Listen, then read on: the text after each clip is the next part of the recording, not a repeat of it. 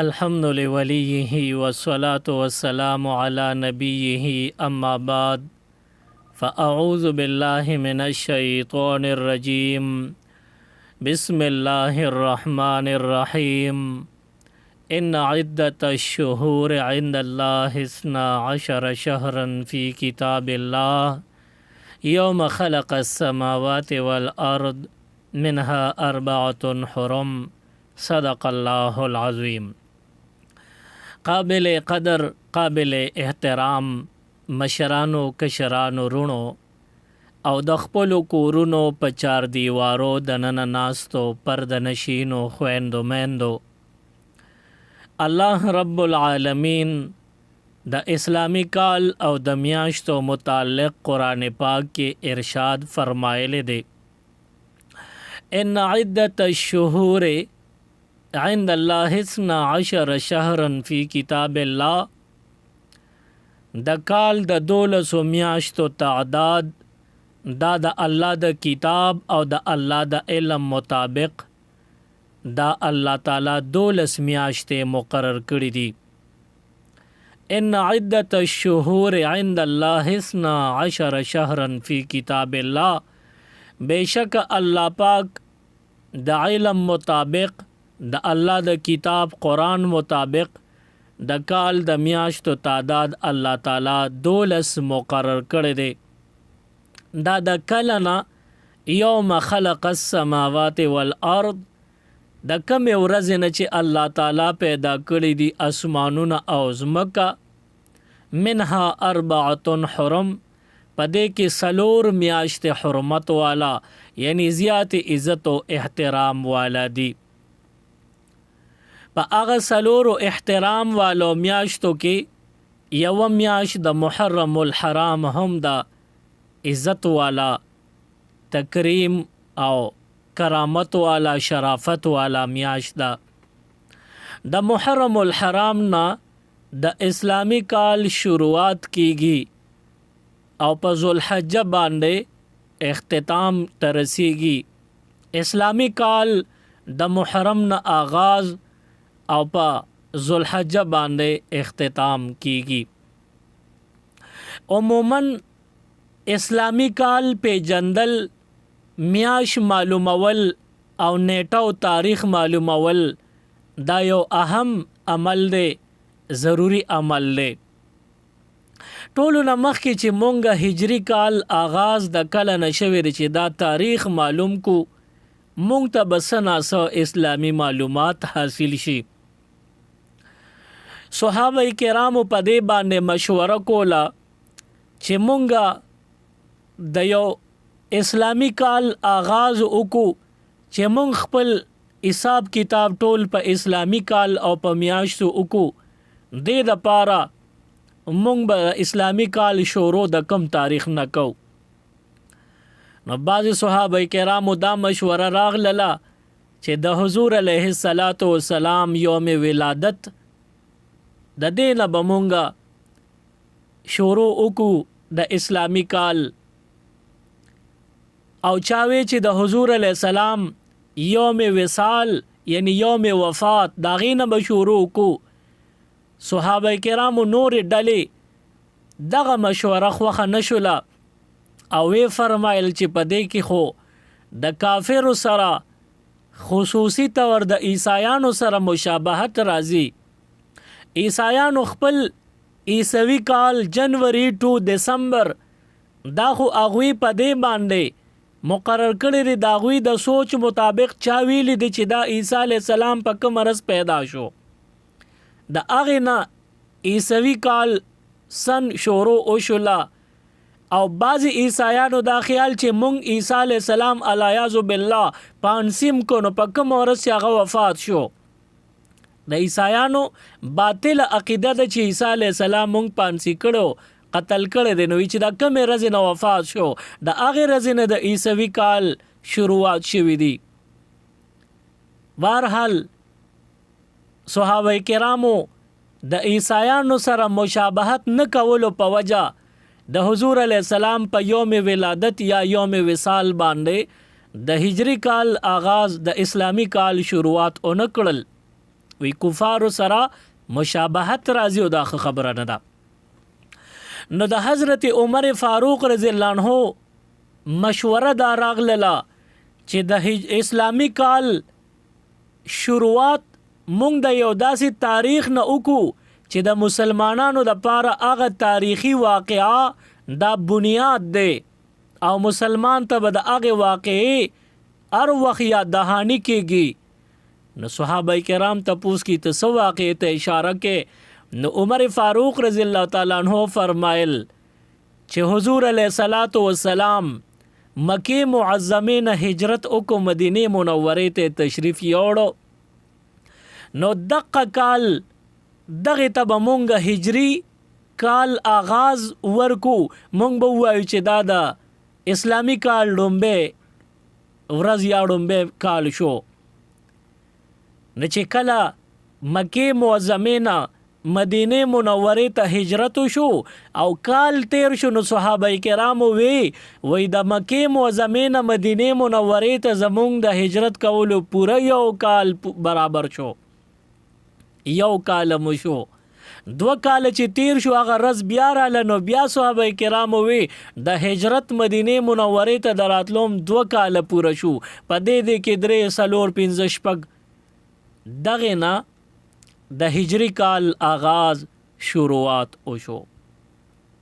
او نور د دې میاشتو د پاره الله تعالی 12 تعداد مخکې نه خوښ کړي وو. د کله نه چې ځمکه اسمانونه الله تعالی پیدا کړي دي دا د الله د علم او د الله د قرآن او د کلام مطابق الله تعالی دې له 12 میاشتې مقرر کړي وي. نمونږ تاسو به خپل حساب کتاب دا د محرم نواله ذوالحجې پورې په دې میاشتو کو. په دې کې ثواب ډیر دی. دا اسلامی کال دی. دا عبادت دی. او تفسیر لیکلی دی وی د اسلامی کال د اسلامی میاش او د اسلامی تاریخ معلومات کول دا فرض کفایي وی. فرض کفایي ستوي ننن به یو 2 ټکي وپیژنو. یو طویل شي فرض عین او یو طویل شي فرض کفایي. فرض دا په 2 قسمه دی. یو طویل شي فرض کفایي او یو طویل شي فرض عین. کم چې فرض عین دی هغه په هر عاقل بالغ مسلمان بنده باندې لازم وي. هغه یو د بل د طرف نه نشي ادا کوله. فرض عین لکه د ماسپخین مونځ یا 5 وخته مونځونه دا په هر عاقل مسلمان بالغ بنده باندې فرض عین وی. دا نه چې غني دیونه کې د پځه بل سو کم دا عمل کولی شي. یو بنده د مونځونه کو بل چاته وي ته زما پځه وکانو دا نکېږي. فرض عین دی ته وی چې دا په دې بنده پخپله بذات خود لازم دی. لکه 15 وخت منځونه دا یو د بل د طرف نه نشي ادا کوله. او یو فرض کفایي وی. فرض کفایي معنا کفایت معنا د کافی کېدل. نو دا سه فرض چې دا یو ادا کینو د بل غاړم په ازاديږي. او د دې مثال د جنازې د مونځ دی. لکه څوک مړ شو د دې مرده جنازه فرض کفایي ده. یعنی ټول علاقې اهل اسلام چې څومره دغلته مسلمانان دي هغه ټول باندې لازم دي چې د جنازه کې شرکت وکړي. خو که ټول علاقې والو جنازه او نکړله نو غاړه خو د ټولو بند پاتې شو. په مړی باندې جنازه نشو دا فرض کفایي وا. جنازه نشو نو د کلی هر انسان چې کم د دې علاقې دی مسلمان ګناهګار دی غاړه بند پاتې شو. او کټول کلی والا جنازې لنشي راوته صرف یو بندا د دې جنازې د پار راغې او د دې مرده جنازه یې وکړله نو د ټول کلی د طرف نه د یو کس نمائندګي وکړه، جنازه ادا کړله، نو دا کافی شو د ټول علاقې د مسلمانانو د طرف نه د ټولو غاړه پیزاده شو. دې ته ویل شي فرض کفایي. نو د اسلامی کال علم حاصل اول چې دا کال کم یو دی، میاش کم دو، نیټه کم د تاریخ کم دی، دا علم حاصل اول دا فرض کفایي دی. د محرم او تر د ذوالحجې پورې 12 نمونه لري، دا یادول پکار دي. خپلو بچو خپلو وړو سره هم دا یاد کې او دا په لوبو کې په یاد کې.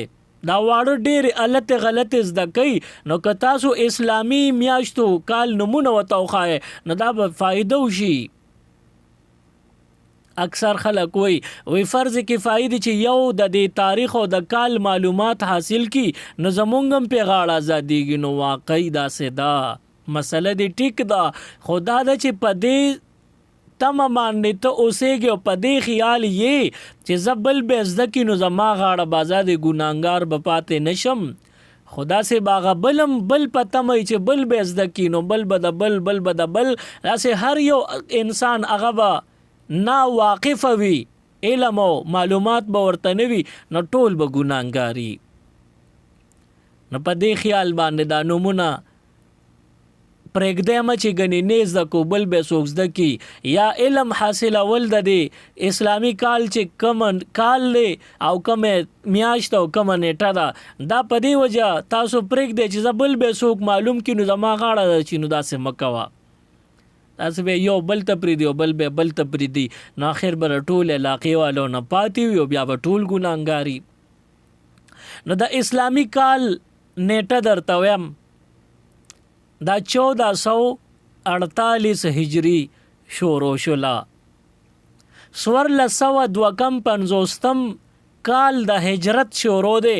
حضور علیه السلام د مکې معظمې نه مدینه منورې ته هجرت کړی دی او څونه وخت شو؟ 1453 کال وشو او 250 روان دی. 47 پوره شو او 1448 کال روان دی. لومبنه میاشتې ده، نو 1448 هجری ده او میاش د محرم الحرام ده او نیټه پکې نن 5 محرم الحرام د محرم د میاشتې 5 تاریخ دی. دا دومره علم حاصل اول دا فرض کفایي دی، دا زده کې دې کې ثواب دی. روزانه تاریخ معلوموي او نوې میاش چې راوخیږي د هغې نوم هم معلوموي دا کومه میاش راوخته او کال چې بدلیږي نو دا معلومات کوي چې کم کال تیر شو کم نوې راوخته. نو 1447 تیر شو او نوې کال په مونږ راغې هجري 1448 د وړومبې میاش او 5 نیټه. دون علم حاصل اول دا هر مسلمان له ضروری دی. د محرم الحرام میاش دا د برکتونو دا، پدې کې ډېر لوی رازونه الله تعالی پوشیده اخودلی دی. پدې کې یو نیټه دا 10 محرم الحرام، هغه ته ویل شي یوم عاشورا. احادیث مبارکو کې وته یوم عاشورا ویل شوی دی. د محرم الحرام په دې 10 نیټه باندې ډېر عجیبه کارونه شوي دي. مختلفو کلونو کې الله تعالی عجایبات ښکاره کړي دي په 10 محرم الحرام باندې. د ټولو نه اول خو الله تعالی اراده وکړله چې زه ځمکه او اسمان پیدا کما. نو چې الله تعالی ځمکې اسمانونه پیدا کړل نو دا کومه نیټه وه؟ محرم الحرام کې 10 تاریخ یوم عاشورا وه. په دې باندې ځمکه اسمانونه پیدا شو. بیا یو وخت داسې راغی چې الله تعالی اراده وکړه چې په لومبي ځل باندې په روی زمین باندې باران را ووروم. نو په مخ د ځمکه ډومبې وار چې باران راورېده نو دا 10 نیټه د محرم الحرام یعنی یوم عاشورا وا. نو په دې کې ډیر برکت پروت دی. 10 محرم الحرام کې ډیر کمال پروت دی. بیا الله تعالی اراده وکړه چې زه جنتونه پیدا کول غواړم. نو الله تعالی جنتونه پیدا کړل په کوم ورځ چې پیدا شو نو دغه یوم عاشورا 10 محرم الحرام. په دې ورځ کې ډیر لوی خیر او ډیر لوی برکت پروت دی. او بیا الله تعالی اراده وکړه چې زه انسان پیدا کما. ابو البشر سیدنا آدم علی نبینا و علیہ الصلوۃ والسلام پیدا کما. نو الله تعالی د آدم علیہ السلام پیدائش وکړو. آدم علیہ السلام چې په کوم ورځ باندې پیدا شو نو دا 10 محرم الحرام یوم عاشورا وا. او بیا رستو د دینا الله تعالی آدم علیہ السلام ته جنت خودل غستل. نو جنتونو ته بوتلو په کوم ورځ چې آدم علیہ السلام جنت ته لاړ نو دا یوم عاشورا 10 محرم الحرام. دینه پته ولګید چې دې تاریخ یوم عاشورا 10 محرم کې ډیر لوی خیر کمال او برکت پروت دی. بیا څه زمانه چې آدم علیہ السلام په جنت کې تیر کړه 1500 کال د دنیا آدم علیہ السلام په جنت کې تیر کړل. الله تعالی آدم علیہ السلام د جنت نه را اوويستو او آدم علیہ السلام په دې ملامت او چې زه الله منې کړم چې دغه بوټي ته منځ دی کېږي او زه بیا په ایر ورغلم مانه خطا او شولا نو په دغه خطا ملامتو. دې ځکه دا یو مسله زده کې وای آدم علیہ السلام په جنت کې د یو بوټي د خوړو د میوې د خوړو لمنه شوی وو. وی هغه میوه سوا وی دا غنمو. نو دا دروغ خلق وی د غنم د دانې په وجه باندې آدم علیہ السلام د جنت نه وروت. قرآن او حدیث د غنم تذکره نه دا کړي چې آدم علیہ السلام د غنم د دانې په وجه راوته دي او دومره شته چې د میوې په ممانعت باندې آدم علیہ السلام جنت نه راوته دي. نو دا غنم میوه دا خو فروټ نه دی، دا خو میوه نه ده. د دې په وجه دا دروغ چا مشهور کړی دا چې آدم علیہ السلام منې کړو د غنم د دانې نه، دا دروغ دي. بهرحال قرآن صرف دومره تذکره او احادیث دومره تذکره کړی دا چې الله تعالی آدم علیہ السلام منې کو په جنت کې د یو خاص بوټي نه چې د دې دا میوه به نخوري. اوس هغه ارڅ کې دي چې غنم دا فروټ نه دی، دا میوه نه ده. بهرحال آدم علیہ السلام چې کله دنیا ته راغی نو په دنیا کې 300 کاله دا ګوره ډیره لوی عرصه یادېږي. 300 کاله آدم علیہ السلام په دنیا کې اوجړل. د سترګو نه اوښکې روانې وې. 300 کاله چې تیر شو بیا الله تعالی رجوع د رحمت وکړه په آدم علیہ السلام او د توبې الفاظ یې ورته زړه مبارک ته ورواچول. د توبې الفاظ یې ورته وښودل. آدم علیہ السلام په هغه الفاظو باندې د الله نه معافي وغوښته، توبه وویسته. په کومه ورځ چې د آدم علیہ السلام توبه قبول شوله دقه ورځ یوم عاشورا 10 محرم الحرام. نو معلومه شوه چې د محرم الحرام په دې 10 نیټه کې ډیر لوی کمال او ډیر لوی برکت پروت دی. بیا د آدم علیہ السلام نه رستو د حضرت نوح علیہ السلام په دور کې سیلاب راغلو. دا ټول دنیا یې په خپل لپیټ کې اغشته وا، ټول دنیا لاهو شوه. بیا چې د نوح علیہ السلام په وخت کې کم سیلاب او درېدو او د هغه سیلاب نه نوح علیہ السلام او سره د شمیر یو څو ملګرو ته نجات ملاوېدو دقه ورځ یوم عاشورا 10 محرم الحرام. بیا رستو په دې پیغمبرانو کې یو پیغمبر یادېږي سیدنا ایوب علیه السلام. دا بیمار شوی تقریبا 13 کال نه جوړو بیمارو.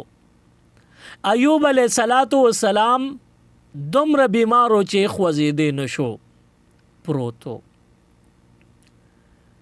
الله تعالی ایوب علیه السلام باندې ازمیخ کو، داغه د صبر امتحان کو.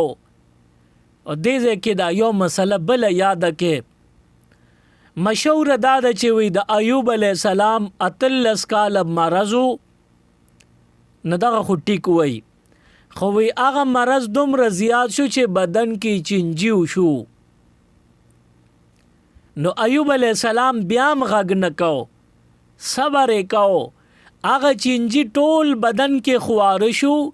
اخر کې بیا د ایوب علیه السلام جب مبارک ته چینجی ورسېدل. نو چې کله جب ته چینجی ورسېدل نو دغه وخت کې ایوب علیه السلام الله ته आवाज وکړ، پروردګار سمم نو صبر مې کو، خدا جب مې په چینجو باندې خوړل کېږي نو دا جب رااله بچ کا زکه چې بیا بستانم پساخلم. نوی الله پاک صحت ورکا. نو دا د چینجو خبره دروغ چا د ځانه مشوره کړې ده. الله تعالی پیغمبر باندې داسې بیماری نه راولي چې د هغه بیماری په وجه د پیغمبر نه د چا کرکو شي او د چا په بدن کې چینجی کېدل دا موجب د کرکې دی. کرکه به خامخا کېږي. نو ایوب علیه السلام پیغمبر دی، که د په بدن کې چینجی شوي او چاته کرکه کړی هغه به کافر شوی وو. د دې په وجه پیغمبر هر یو چې وي الله یې داسې بیمار کوي نه، داسې نه جوړه کوي نه چې د خلکو به تې کرکه کېږي. پیغمبر نه به د چا هم کرکه نه کېږي. الله پې دا ازمیخ نه کوي، ځکه دې سره د خلکو ایمانونه بربادېږي. نو ایوب علیه السلام یقینا چې بیمار شوی و، مرض 13 کاله مدت عرصه تېره کړې وه، خو داسې ښه مرض چې د خلکو تې کرکه کېده نو دا دروغ دی. ایوب علیه السلام داسې نو نه جوړه شوی. به هر حال ایوب علیه السلام 13 کال بیماری پاغي باندې صبر کړی دی او اخر کې چې الله تعالی په کوم ورځ باندې صحت ورکو دغه ورځ لسم محرم الحرام یعنی یوم عاشورا وا. دینه معلومه شوه چې د عاشورې په دې ورځ کې ډېر لوی خیر او ډېر لوی برکت الله تعالی اخودل دی. حضرت یونس علیه السلام د مئی په ګېډه کې دی او یونس علیه السلام تکلیف کې دی. نو یو قسم دعا یې الله تعالی نه غوښتې ده. یو خو د مئی د ګېډې تیاره ده پې، یو د دریاب تیاره ده پې، بل د شپې تیاره ده پې، او څلورم د یونس علیه السلام خپل هم زړه ډوب دی پړی هم تیاره ده. نو د دې څلورو تیارو نه تنګ دی او د مئی په ګېډه کې تنهایی کې صرف الله تعالی ته آواز لګولې دی، لا اله الا انت سبحانك انی کنت من الظالمین. دا الفاظ صرف یو کرتی یې ویل دي. پورته اسمانونو کې فرشته نه دي خبر. فرشتو او قتل تاسو به کتلی د شپې چې چانه د کور کړکۍ او دروازې آزادې پاتې شي او شپه کې سیلې راشي، نو دا د شیشو کړکۍ دا یو بل سره ډزار کوي، کړنګار کوي او یو بل سره کړسیږي او ډزیږي، اوازونه ترې راخیږي. همدغه شان چې یونس علیه السلام د مئی په ګېډه کې یو ځل دغه الفاظ ویلی دي، لا اله الا انت سبحانك انی کنت من الظالمین. نو پورته په اسمانونو کې چې څومره ورونه دروازې او چوکاټونو کړکۍ وي هغې کې داسې تصادم پیدا شو، کړسار پیدا شو، یو بل سره هغه دروازې او چوکاټونو کړسار کول، درزېدلې شروع کړل. اوس فرشتو ته حقیقت معلوم نه دی، نو فرشتو باندې هیبت راغی. الله نه تپوس کوي پروردګار داسې چال خو چرته نو شوی، دا اوازونه د څه دي؟ نو الله تعالی ورته فرمایي چې لاندې په دریاب کې حضرت یونس علیہ السلام د مئی په گیډه کې مارا بلی لا اله الا انت سبحانك انی کنت من الظالمین یې ویل دی. نو دا الفاظ فرشتو باندې ډیر ښه او ډیر وته ناشنا او لګیدل. نو فرشتو د الله نه تپوسو پروردګار په دې کوم الفاظو چې تر بللې په کار داري چې ته مدد وکې. نو الله تعالی ته فرمایي وی داسې الفاظ ویلي دي چې د دې په برکت خامخا دغه سلورو تیارونه به بار کوم او نجات ورکوم.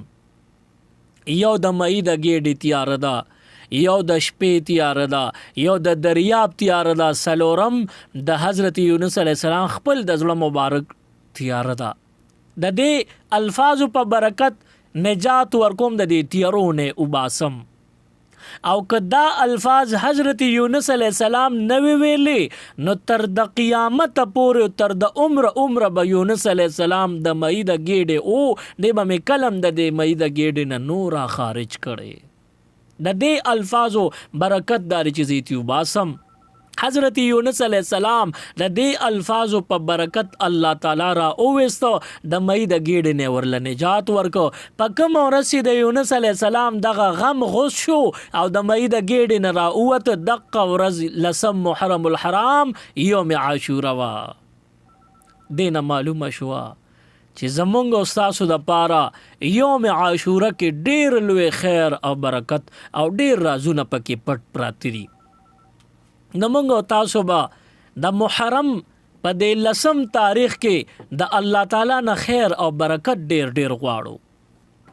داسې حضرت یوسف علیه السلام دی خپل رونو ځان سره د بابا د سترګو پناکو په یو شاړ کوي کې وغورځاو او د هغه شاړ کوینا قافلې والا د مصر راتېریدل اغوی د اوبو وستو د پارا کوی تر زړه ډولچخ کا تکړه دو چې کله ډولچا را با کاږي کې یوسف علی السلام ناستو. نه یوسف علی السلام ته چې په کوم ورځ د کوی د دې کند نو د تنهایو د مصیبت نه نجات ملاوي دو نو دا یوم عاشورا لسم محرم الحرام دی. او بیا یوسف علیہ السلام د کنعان نه لاړو قافلې والو بوتلو او الته په مصر کې خرڅ ک په بازار کې. بیا یوسف علیہ السلام ته ضمانت تیرېدو نه بعد د مصر بادشاہي او حکمرانی ملو شو. په کوم ورځ چې حضرت یوسف علیہ السلام ته بادشاہت د مصر ملو شو دغه ورځ لسم محرم الحرام یوم عاشورا وا. معلومه شو چې په یوم عاشورا کې ډېر لوی رازونه پراته دي، ډېر لوی برکتونه پکې پوشیده پراته دي، خیرونه پکې دي. بیا حضرت موسی علیہ السلام چې کله د فرعون سره مخامخ شو آمنا سامنا اوشلا نو فرعون او داغه لخر د موسی علیہ السلام سره ظلم زیاتې کو. فرعون او داغه لخر الله تعالی په دریاب باندې غرق کو او موسی علیہ السلام سره د قوم نجات حاصل کو. په کوم ورځ موسی علیہ السلام ته نجات ملو شو فرعون غرق کو ډوب کو دغه ورځ یوم عاشورا لسم محرم الحرام. دین معلومه شو چې په دې کې خیر او برکت پروت دی. موسی علیہ السلام ته الله تعالی حکم وکړ او استاد بنی اسرائیل ملګری دوی ته حکم وکړ چې تاسو به روزه نیسئ یوم عاشورا لسم محرم باندې به تاسو روزه نیسئ. نو دا په فرض شو او د اسلام په اول ورځو کې دا روزه فرض و.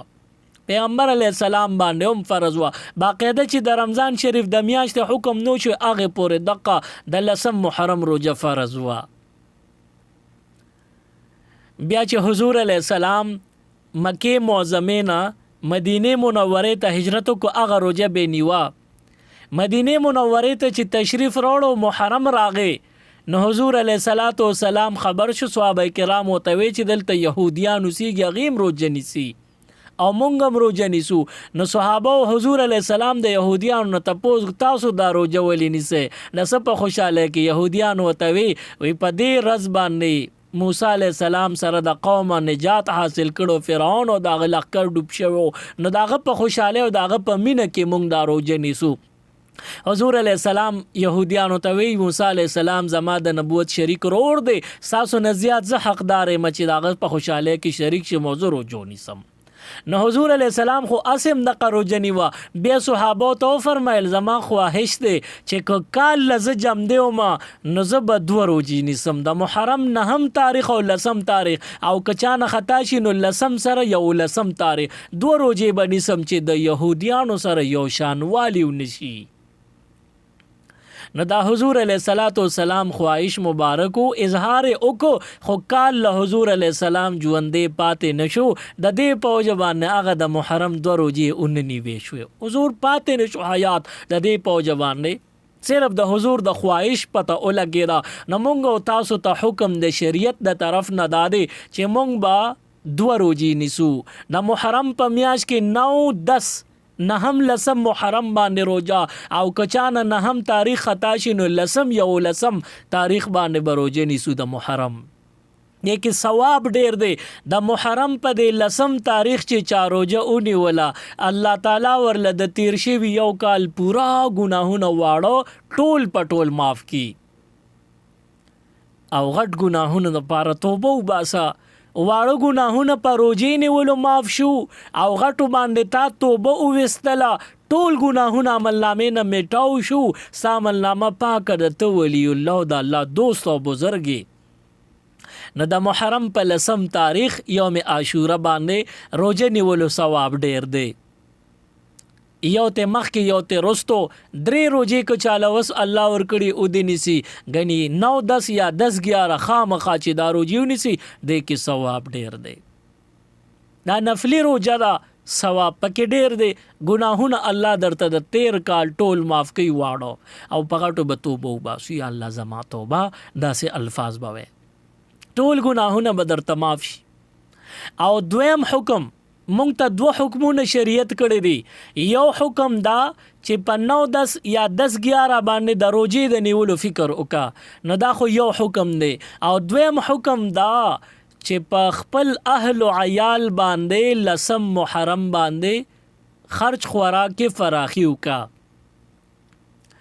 روزانه خوراکونو بازار نه قسم قسم سيزونه مونږ کور ترا چلو په لسم محرم باندې لک سیوا سيزونه کور ته راوړه نور کله د روټین مطابق چې تاسو سود سودا راوړله نن د هغې نه معمولی فراخي وکړه لږه سیوا او لږ زیاتی سيزونه راوړه په خپل بیبي او بال بچ کرونه خويندې مور پلار سي پټولو د خپل وس مطابق فراخي وکړه الله تعالی به تعالی ردی په بدل کې صدر کوي. نو دا ډیر ارزانه سودا مونږه کو د ټول کال راشن مفتو کې فراخ راشن مونږ ته په دې یو ورځ خرچه باندې ملاويږي. حضور علیه الصلاۃ والسلام فرمایلی دي چې کله یو بندا په لسم محرم الحرام باندې پزان او په خپل اهل او عیال باندې فراخي وکړه الله تعالی به ټول کال په د باندې داسې یاره دینم غوړه فراخي وکي. دا سونه ارزان سودا ده. یو ورځ مونږ د 1000 روپو سودا راوړو په دغه ورځ باندې د 1500 یا د 2000 روپو سودا دی راوړه نو په دې 1500 یا په 1000 روپے سیوا لګولو تا د ټول کال اخراجات الله تعالی نه فری کړل پزان باندې مفتو کې الله تعالی بدر کوي او حلال او پاکیزه بدر کوي او ډیر بدر کوي. نو دویم حکم پکې په خپل ځان او په اهل او عیال فراخي کولو شوی دی. او دریم خبر اهم دادا چې دا مونږ دومره ډیر خوراک راوړ کوړتا نو زمونږ بال بچو مونږ چې اوخرو نو خو دونه ډیر دي چې مونږ نه پاتې کیږي نو دغه پاتې ضایع کوما دا خپل چم گاوند کې او ویشا چې دغه خیراتو کو نو دا د عاشورې دروازه خیراتو مشو ثوابونه دیو شو الله تعالی به بیا برکت درکې. او تاسو بوایه چې دا یوم عاشوره کې دومره ډیر فضیلتونه پراته دي لسم محرم کې دونه کمالات پراته دي نو دا یوم عاشوره کله دا را روان د جمعې ورځ دا یوم عاشوره دا لسم محرم الحرام دی نن د اتوار ورځ دا را روان د جمعې ورځ دغه څلور ورځې پکې منځ کې دي ګل 9 چهارشنبه زیارت او نن تقریبا چې 21 جون دی شپږم میاشت د 21 تاریخ دی نو تقریبا د ګل ورځ 22 جون دی د نهر ورځ 23 او بیا د چهارشنبه ورځ 24 او د زیارت 25 او د جمعې ورځ 26 جون دی تقریبا که خطا شوی نه ما نو 26 جون 2026 دا یوم الجمعه دا او دا یوم عاشورا لسم محرم الحرام دی په دې باندې روزه ونیسا او په خپل اهل عیال باندې فراخي او کدو حکمونه لري چې په دواړو عمل کولی چې په دواړو کا په یو کولی شي په یو کم چم د تاسانی بهتره دواړه دا نو ان شاء الله برکتونه به ډیر وي الله تعالی به ټول کال د خیر او برکتونه درکړي په دې اوسو خبرو د الله پاک مونږ او تاسو له عمل کولو توفیق راکړي سبحان ربک رب العزه عما یصفون وسلام على المرسلين والحمد لله رب العالمين اللهم ربنا آتنا في الدنيا حسنة وفي الآخرة حسنة وقنا عذاب النار وأدخلنا الجنة مع الأبرار يا عزيز يا غفار برحمتك يا أرحم الراحمين.